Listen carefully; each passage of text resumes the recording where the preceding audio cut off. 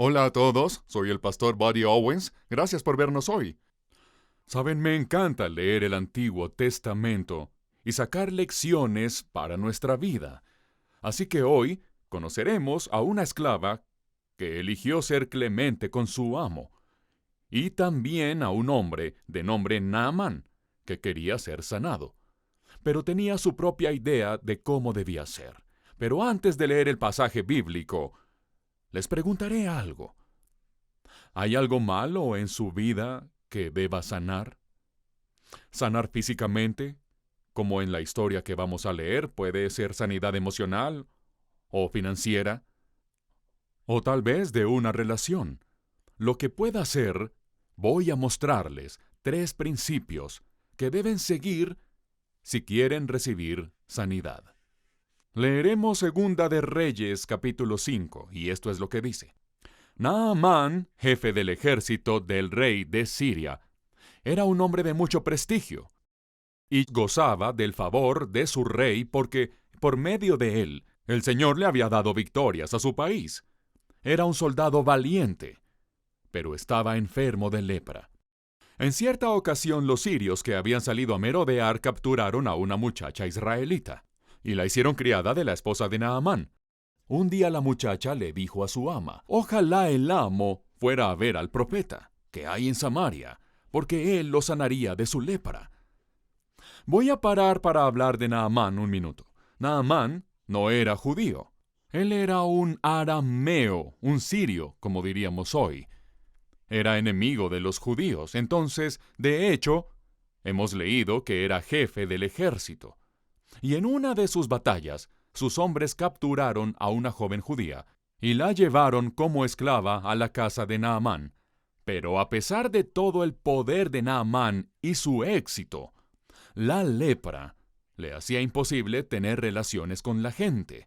Su enfermedad lo hacía intocable, ya que en esos días la lepra era incurable y muy contagiosa también. Así que la gente le temía a Naamán no solo por su poder, sino más aún por su enfermedad. Así que Naamán no era de la comunidad de fe, y Yahvé no era su Dios. Aún así, él creyó el testimonio de la judía esclava cuando le dijo que su Dios sanaba. Y antes de analizar su historia, quiero pensar en esta joven un momento y ver qué le podemos aprender. Una lección que le aprendemos es que hay personas en tu vida que no son creyentes, pero sabes que necesitan un toque de Dios. Quizá hasta sean más poderosas que tú, pero si están desesperadas, van a escuchar tu historia, de lo que Dios ha hecho por ti. Así que piensa en esta esclava un minuto. Ella pudo decir, ¿por qué preocuparme por Naamán con todo lo que me ha hecho? Él me raptó, me sacó de mi familia y de mi país y me hizo esclava. Así que se pudra. Tiene lo que merece. Pudo dejar a Naamán preso de su enfermedad hasta morir. Pero más bien, con compasión, le dijo cómo podía sanar. Eso me hizo preguntarme cómo respondería si yo fuera ella. ¿Cómo reaccionaría si alguien que me ha maltratado a mí tiene necesidad? Me echo atrás y digo, finalmente hay justicia, venganza. Tiene lo que merece. Ve por él, Dios. Hazle pagar lo que me hizo. O respondo con compasión y le digo, ¿quién lo puede ayudar? La Biblia dice en Romanos 12, dice, no paguen a nadie mal por mal. Antes bien, si tu enemigo tiene hambre, dale de comer. Si tiene sed, dale de beber. Actuando así, harás que se avergüence de su conducta, es decir, harás que su conciencia le queme. Dice, no te dejes vencer por el mal. Al contrario, vence el mal con el bien. Es exactamente lo que hizo esta joven. Ella venció el mal con el bien. Verás, se requiere bondad para dar misericordia. Pero como vamos a ver, se requiere humildad para recibirla.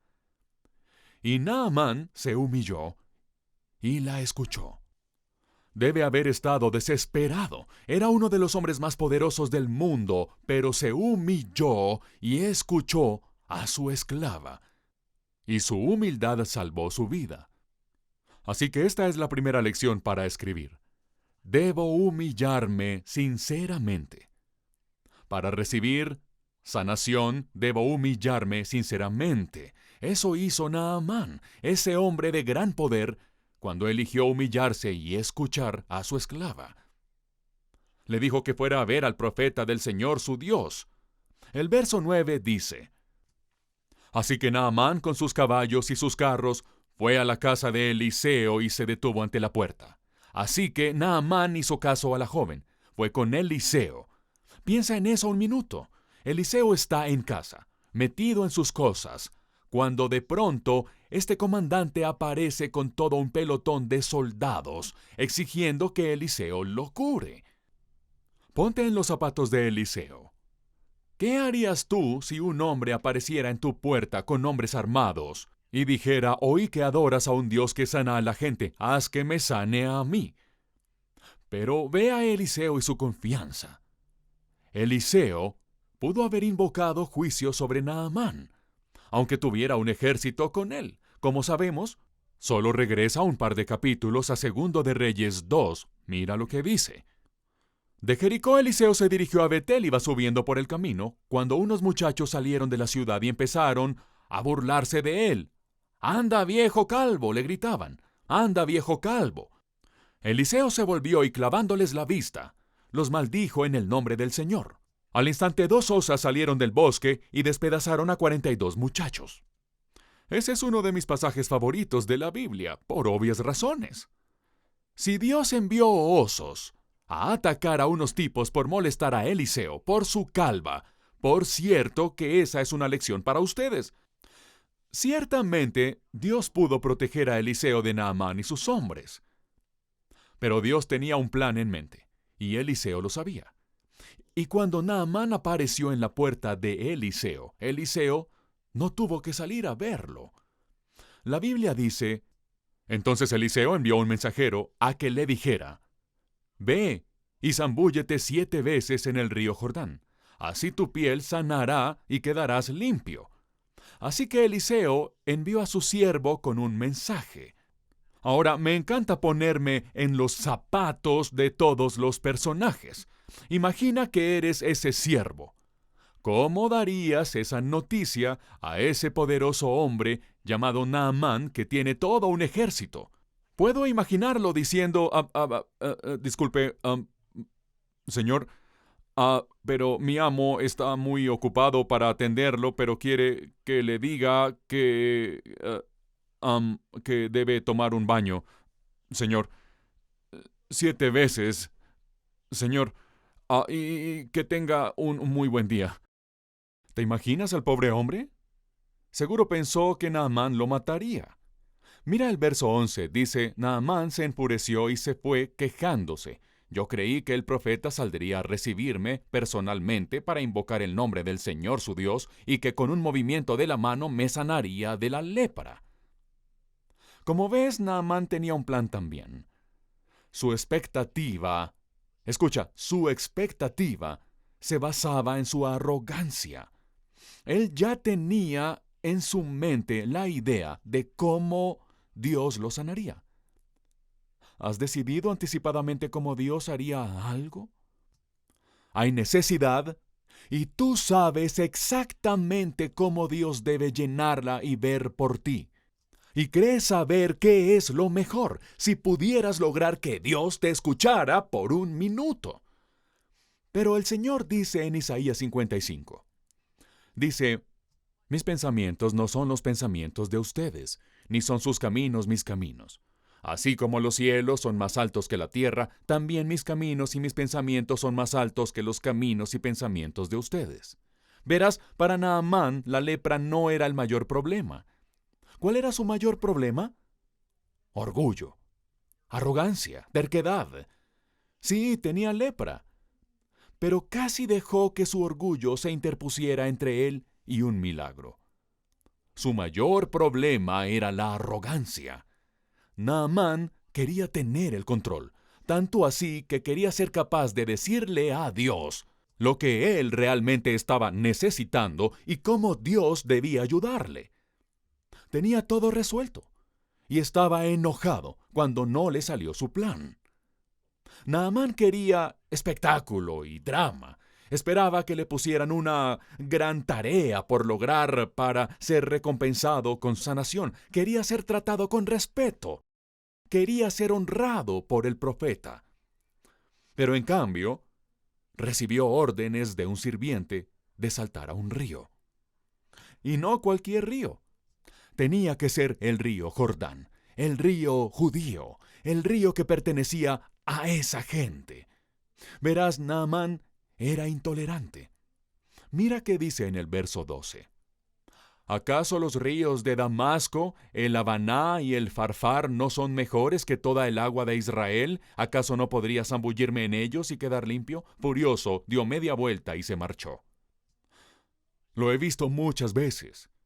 Tenemos una noción preconcebida de lo que Dios debe hacer, basada en nuestra agenda, en nuestro confort, nuestras reglas, nuestros prejuicios, nuestra sensación de merecimiento o de valor. Luego perdemos toda la forma cuando Dios no se comporta de acuerdo con nuestras expectativas. Pero la oración no se trata de conformar a Dios a mi voluntad. La oración no se trata de hacer que Dios entre en razón. La oración se trata de que yo entre en su razón. La oración es conformarme a la voluntad de Dios. Por eso Jesús nos enseñó a orar: venga tu reino, hágase tu voluntad en la tierra como en el cielo. Es decir, depende de ti. Esto es lo que quiero, depende de ti. Necesito esto, depende de ti. No puedes venir con fe y arrogancia al mismo tiempo. No puedes decir: hágase tu voluntad mientras la hagas a mi manera. Debes decir: Señor, ¿qué debo hacer? Y Naamán se marchó furioso. Verso 13. Entonces sus criados se le acercaron para aconsejarle: Señor, si el profeta le hubiera mandado hacer algo complicado, ¿usted no le habría hecho caso? Con más razón, si lo único que le dice a usted es que se zambulla y así quedará limpio. Hay algo que me pareció interesante al leer esta historia.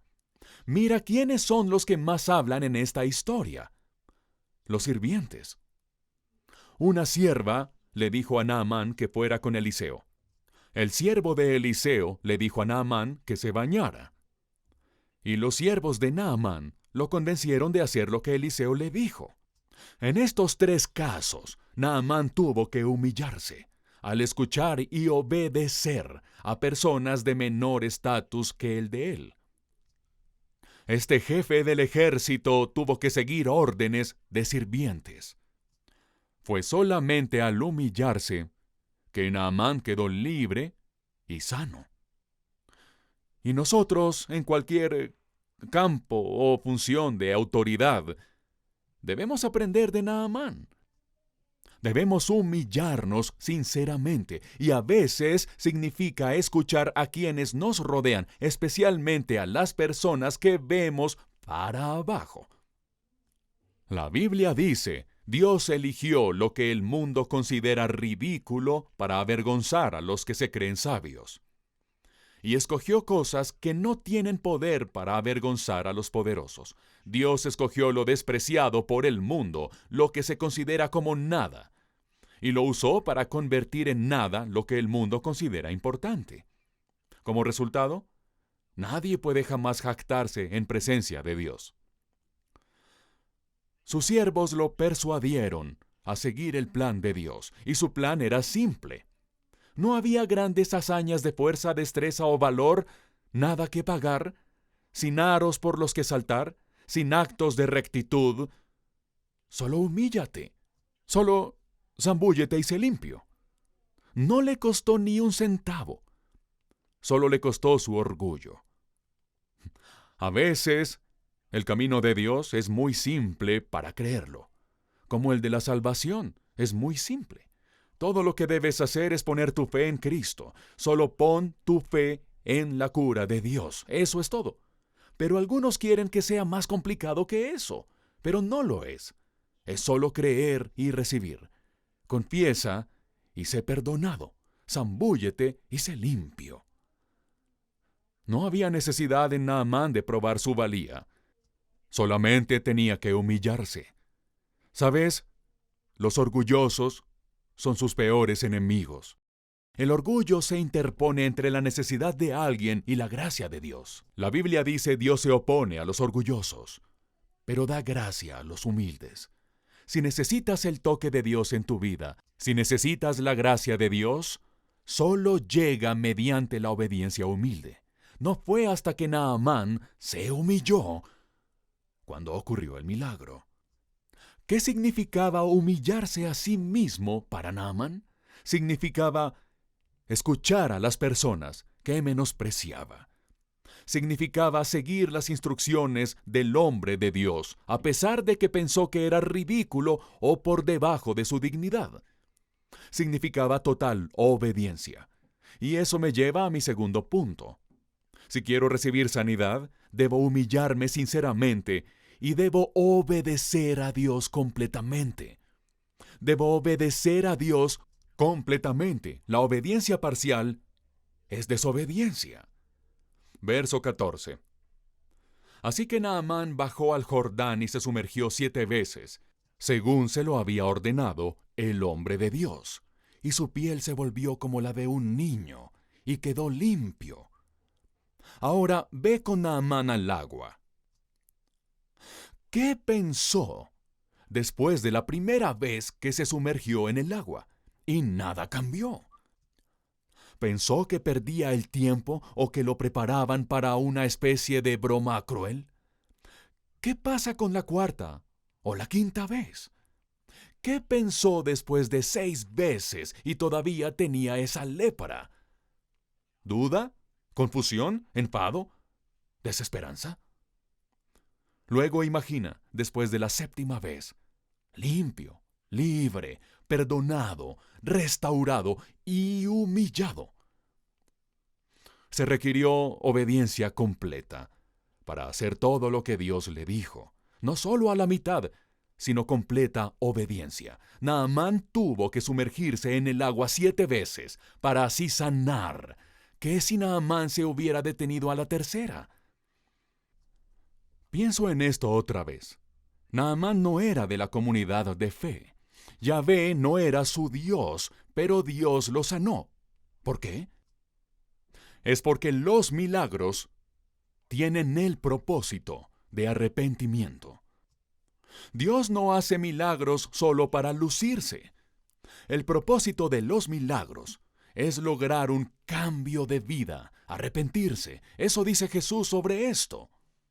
Entonces comenzó Jesús a denunciar a las ciudades en que había hecho la mayor parte de sus milagros. ¿Por qué? Porque no se habían arrepentido. ¡Ay de ti, Corazín! ¡Ay de ti, Betsaida! Si se hubieran hecho en Tiro y en Sidón los milagros que se hicieron en medio de ustedes, ya hace tiempo que se habrían arrepentido. Los milagros tenían la intención de llevar al arrepentimiento. Se habrían arrepentido con muchos lamentos. Y tú, Capernaum, si los milagros que se hicieron en ti se hubieran hecho en Sodoma, esta habría permanecido hasta el día de hoy. Aquí está la tercera lección. Debo humillarme sinceramente. Debo obedecer a Dios completamente. Y tercero, debo arrepentirme inmediatamente. Debo arrepentirme inmediatamente cuando Dios toca tu vida.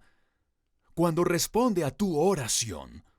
Debes hacer lo que Naamán hizo. Naamán se arrepintió, volvió su corazón hacia el Señor. Y nota que no tuvo que cambiar su vida antes de que Dios lo sanara. Él cambió después de que Dios lo sanó. Cambió como un acto de gratitud y adoración. Mira el verso 15. Naamán dijo, ahora reconozco que no hay Dios en todo el mundo, sino solo en Israel.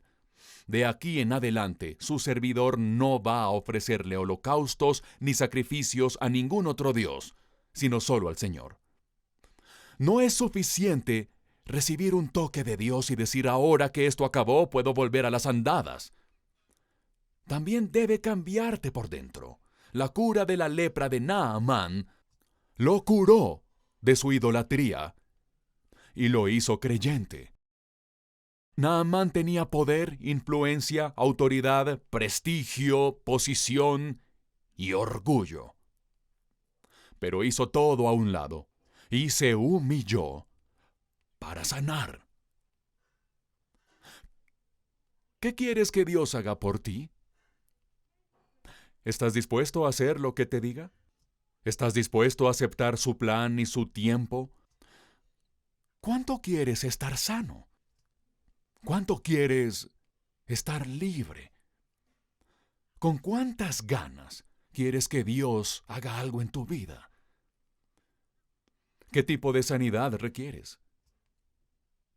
Y si Dios te pide hacer algo que no quieres, ¿voltearás los ojos y te irás enojado? ¿O te vas a humillar y harás lo que dice? Tal vez Dios te ha dicho que hagas algo y tú te has resistido porque crees que te rebaja. La humildad es la llave que abre la puerta a la gracia de Dios. Recuerda, Dios da gracia al humilde. La única forma de ser sanado es siendo humilde. No dejes que el orgullo quede entre ti y un milagro. Dios te ha dicho que hagas algo y te has rehusado a hacerlo. ¿Qué te está costando? ¿Qué te estás negando a ti mismo o estás perdiendo por rehusarte a obedecer? ¿Debes perdonar a alguien? ¿Debes pedir disculpas a alguien? ¿Necesitas escuchar a alguien y llevar su consejo al corazón? ¿Y tú, como Naamán, debes dejar un prejuicio? O tal vez te identificas más con la esclava de la historia.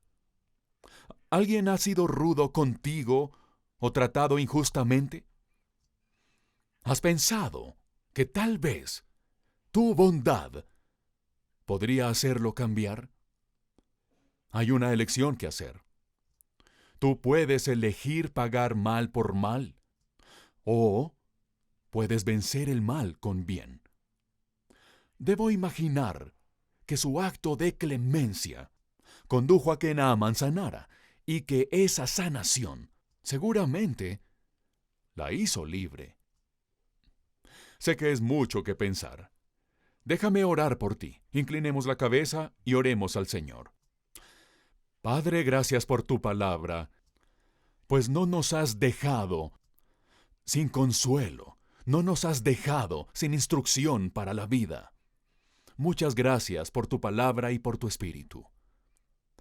Y Señor, oro por cualquiera que esté escuchando este mensaje hoy y necesite sanidad, ya sea sanidad física, mental o emocional, financiera, sanidad de una relación. Señor, oro que por tu espíritu te muevas en nuestro corazón y nos guíes, como hiciste con Naamán, para humillarnos sinceramente y para obedecerte completamente y arrepentirnos inmediatamente.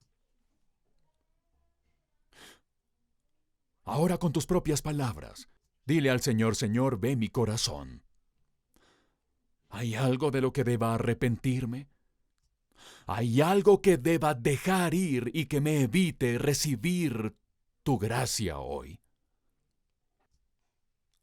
Si el Señor trae algo a tu mente, solo confiésalo, di: sí, Señor, entiendo. Y por tu gracia lo suelto. Y ahora pide: Señor, ¿dirigirías mis pasos para mostrarme si hay algo que deba hacer para hacerme disponible a tu mano sanadora? Y Padre, te pido por todos los que me escuchan, que por tu gracia quieras responder a nuestras oraciones con misericordia y sanidad. Señor, para quienes seamos como la esclava, que ha sido herida por otros, maltratada, y creamos tener derecho al resentimiento, Pido, Señor, que como hiciste en la vida de esa joven, te muevas en nuestra vida y nos lleves a soltar y mostrar misericordia y compasión y a pagar mal con bien. Y si por casualidad tú nunca has dado tu vida a Cristo, quizás seas como Naamán, ni siquiera eres parte de la familia de fe. Ahora, orando en silencio, di lo siguiente: querido Dios, no entiendo todo esto, pero sé que te necesito. Así que, hasta donde sé y con todo lo que sé de mí mismo, me entrego a todo lo que sé que tú eres. Te pido que me recibas, que perdones mis pecados y me sanes. Ahora mismo, hoy, quiero empezar una nueva vida contigo. Te lo pido en el nombre de Jesús. Amén.